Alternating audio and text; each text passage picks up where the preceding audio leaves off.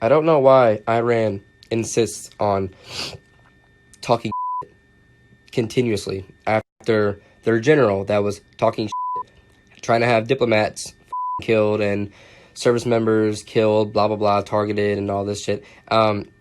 We blew his ass the up into fucking thousands of pieces, and then Iran talks about retaliation, blah blah blah. Their supreme leader, well, not us, but another airstrike happens. One in the U.S., but another airstrike happens. Killed more of their people. So why do they keep insisting on talking when they don't understand that they're just going to keep getting blown the I don't understand.